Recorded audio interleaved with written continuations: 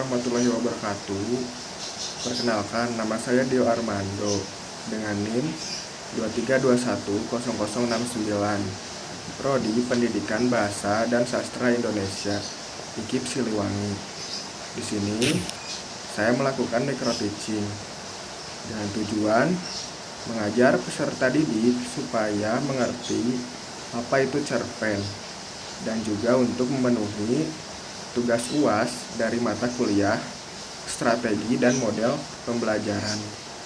Bahan ajar yang akan saya sajikan di sini tentu saja yaitu mengenai cerpen. Oke, langsung saja masuk ke inti videonya.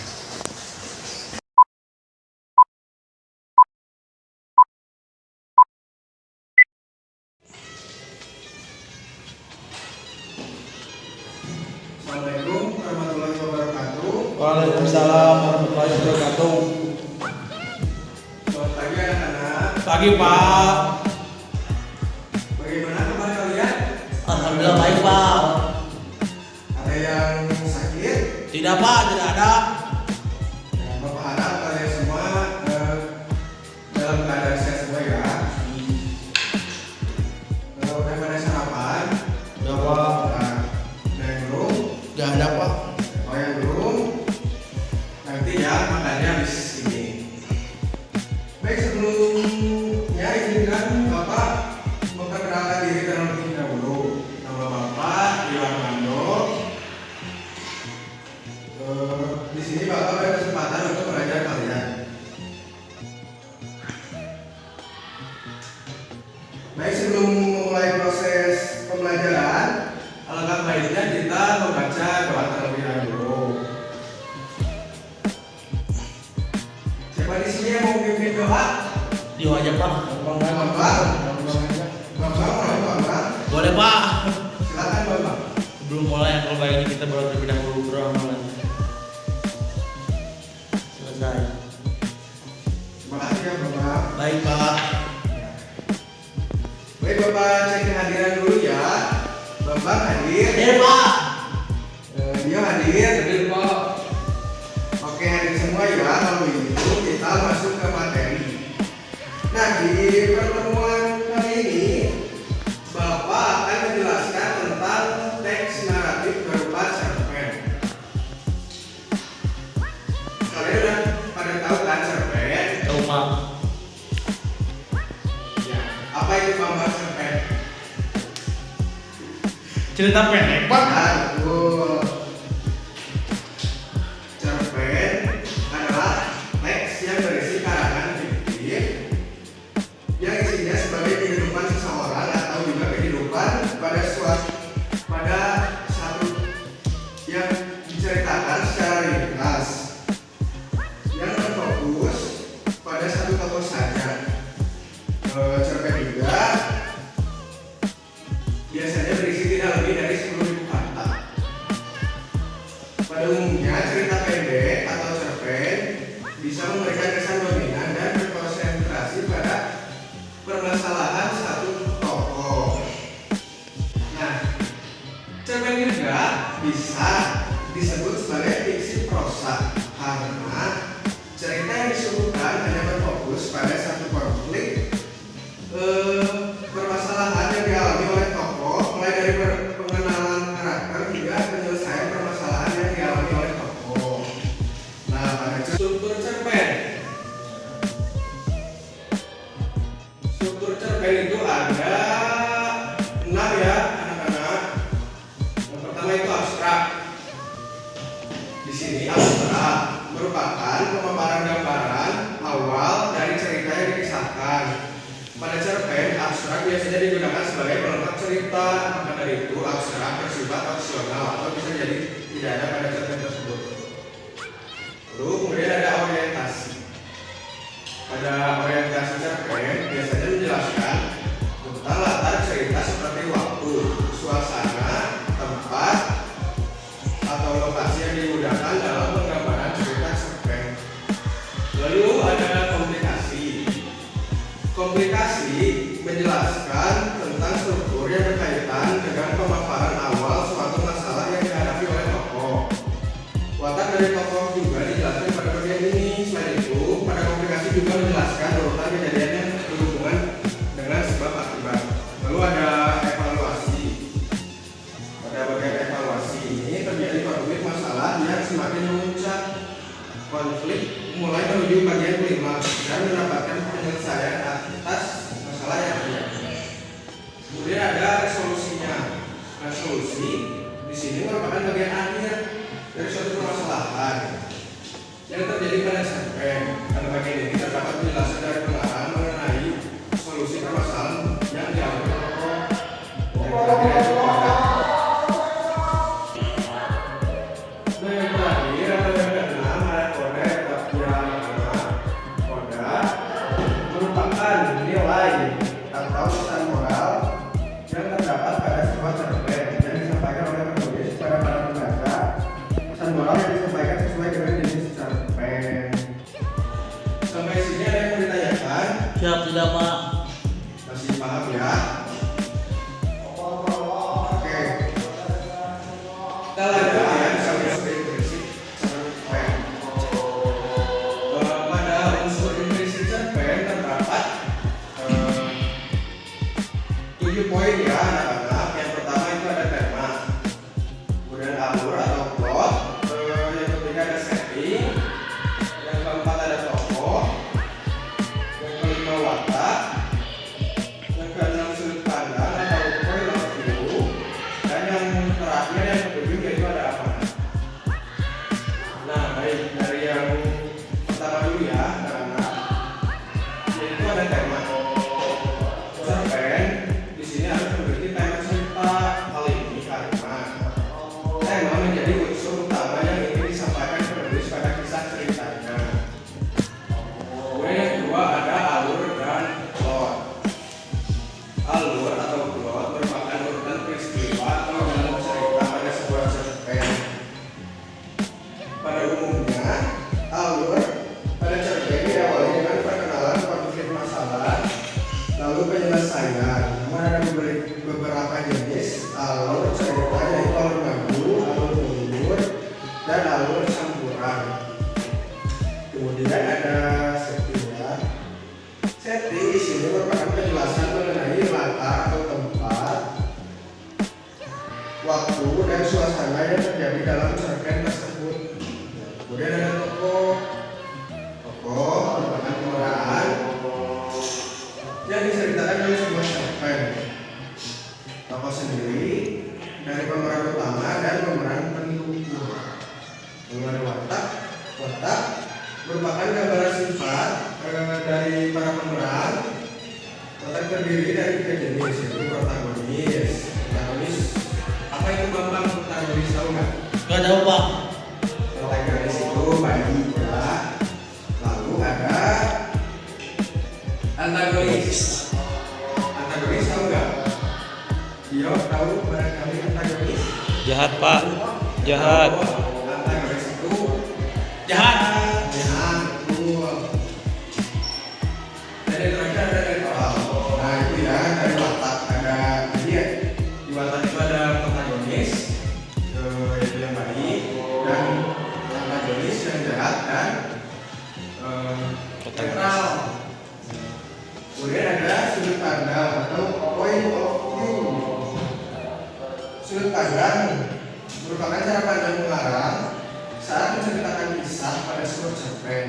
Sudut pandang dibagi menjadi 2 bentuk, yaitu sudut pandang orang pertama yang terdiri dari pelaku utama, aku, merupakan utama, dan pelaku sampingan, aku, menceritakan orang lain. Sedangkan sudut pandang orang ketiga terdiri dari segenap tabu, artinya dia menjadi tokoh utama, dan pengamat yang menceritakan orang lain.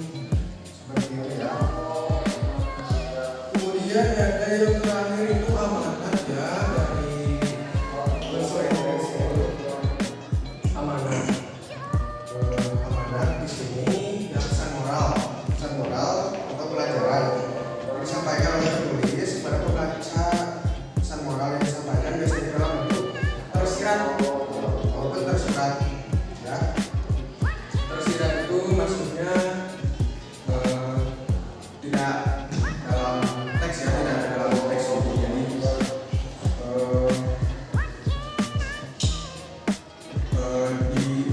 di luar teks itulah gitu. Kalau tersurat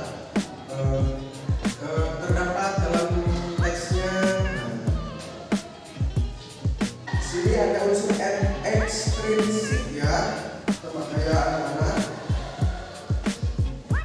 Unsur ekstrinsik sebuah cerpen terdapat penambahan peristiwa yang terjadi di sebuah lingkungan. Hal ini dinamakan dengan unsur ekstrinsik atau yang berasal dari luar untuk membangun sebuah cerpen. Nah, dengan adanya unsur ekstrinsik ini, maka cerpen yang dibaca menjadi lebih menyentuh perasaan. Nah, berikut ada 5 ya untuk unsur ekstrinsik cerpen ini. Yang satu, terdapat latar belakang dari pengarang. Biasanya latar belakang pada kisah cerpen berasal dari pengalaman pribadi pengarangnya, namun tak jarang jika pengarang mengambil cerita dari kisah orang lain. Kemudian yang kedua, terdapat latar belakang dari masyarakat. Latar belakang dari masyarakat ini akan membantu berlangsungnya jalan cerita. Biasanya juga mempengaruhi isi cerita juga. Yaitu terdapat biografi yang memaparkan biodata, riwayat hidup, dan pengalaman secara menyeluruh dan lengkap dari pengarangnya. Dan kedua, terdapat aliran sastra yang mempengaruhi gaya bahasa yang digunakan oleh penulis saat menyampaikan ceritanya. Nah, yang kelima, terdapat kondisi psikologis berupa keadaan senang, sedih, suka, dan duka yang mempengaruhi mood penulis saat membuat cerita pendek. Kemudian ada kaidah kebahasaan cerpen. Dalam cerpen memiliki ciri-ciri kebahasaan yang dapat dilihat melalui pemilihan gaya bahasa dan diksi yang digunakan. Pada cerpen umumnya penulis menggunakan pendeskripsian visi tokoh secara kuat. Hal ini akan membantu menggambarkan suasana yang tepat dan sesuai dengan ceritanya. Pada cerpen juga menggunakan frasa adverbial atau kata keterangan yang membantu menunjukkan latar tempat atau waktu seperti di pagi hari, sore hari, atau di sebuah tempat pada peristiwa kejadian. Selain itu juga harus menerapkan penggunaan kalimat langsung dan tak langsung atau berupa dialog. Cerpen juga identik dengan penggunaan kata-kata kiasan atau kolokatif untuk menambah kesan keestetikatan sehingga akan menambah nilai kepuasan para pembaca. Selain itu, menggunakan kalimat informal maupun semi formal sesuai dengan peristiwa kejadian. Nah, sebuah cerpen memiliki ciri-ciri tertentu yang khas, di mana ciri-ciri ini nantinya akan digunakan sebagai pembeda dari karya sastra lainnya. Nah, ciri-ciri cerpen yaitu satu, pada umumnya cerpen bersifat fiktif atau berupa karangan dari penulis. Dua, cerpen memiliki susunan kata yang tidak lebih dari 10.000 kata. Nah, kemudian yang ketiga, saat membaca cerpen biasanya selesai dengan sekali duduk. Yang keempat, cerpen memiliki bentuk cerita yang sangat singkat.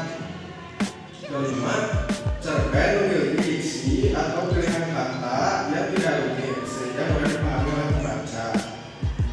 Yang keenam, cerpen hanya memiliki alur cerita tunggal atau satu jalan cerita saja. Lalu yang ketujuh, kisah cerita pada cerpen biasanya berasal dari peristiwa dalam kehidupan sehari-hari. Yang kedelapan, karakter tokoh pada cerpen sangat sederhana. Dan yang kesembilan, di akhir bagian biasanya terdapat pesan moral yang sangat mendalam sehingga membuat pembaca ikut merasakan kisah cerpen tersebut. Pada cerpen terdapat jenis-jenis. Yang pertama yaitu cerpen pendek. Nah, seperti yang kita ketahui, cerita pendek adalah jenis cerita yang kurang dari 10.000 kata panjangnya.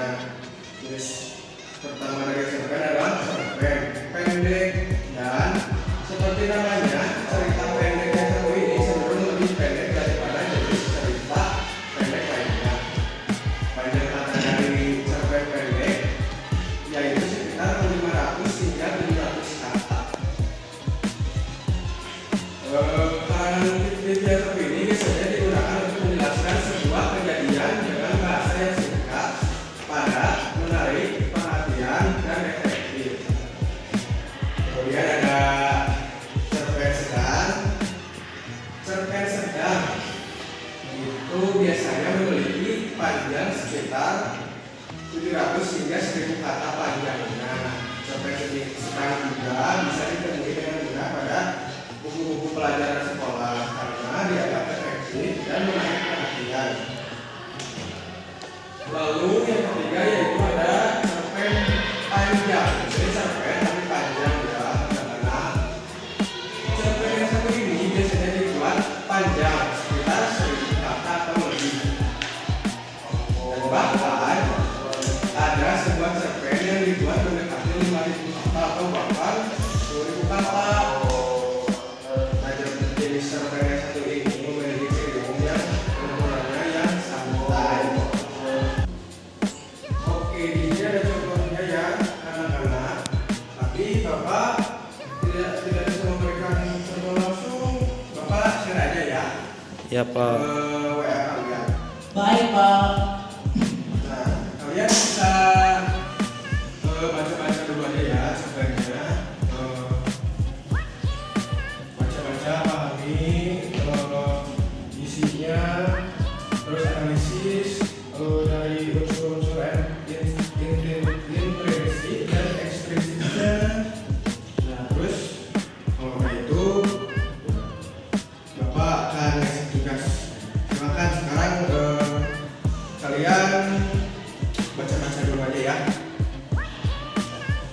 Udah Bapak share ke WA group ya. Silakan dibaca.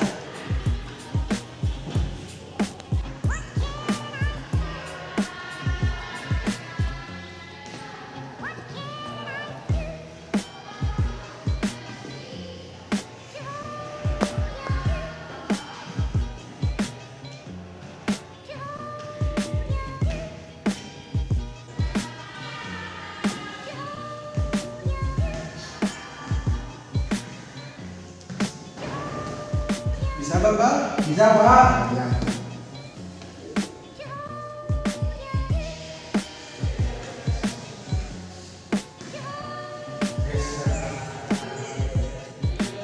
Nah, udah pada dibaca semua ya anak-anak. Bapak. Nah, sekarang Bapak mau ngasih tugas. Tugasnya yaitu kalian coba buat cerpen sesuai dengan lingkungan kalian ya, apa aja bebas cerpen. Untuk pengumpulannya dikumpulkan di Google Classroom ya. Baik Pak. Nanti Bapak buatkan Classroomnya. Tenggatnya besok. Ya Bapak ya, salut ya anak-anak. Aku, Pak. Baik kalau gitu. Sampai sini ada yang mau ditanyakan? Tidak, Pak. Cukup jelas penjabaran dari Bapak? Cukup? Aku, Pak. Baik kalau gitu diselesaikan pembelajaran hari ini, ditutup dengan doa. Bambang silakan dipimpin kembali doanya ya. Sebelum pulang, pagi ini kita berdoa terlebih dahulu berdoa mulai. Berdoa selesai. Terima kasih Bapak. Baik, Pak. Oke, di sini Bapak maaf ya kalau ada salah kata dari Bapak. Wassalamualaikum warahmatullahi wabarakatuh. Waalaikumsalam warahmatullahi wabarakatuh. Terima kasih, Pak. Ya Bapak.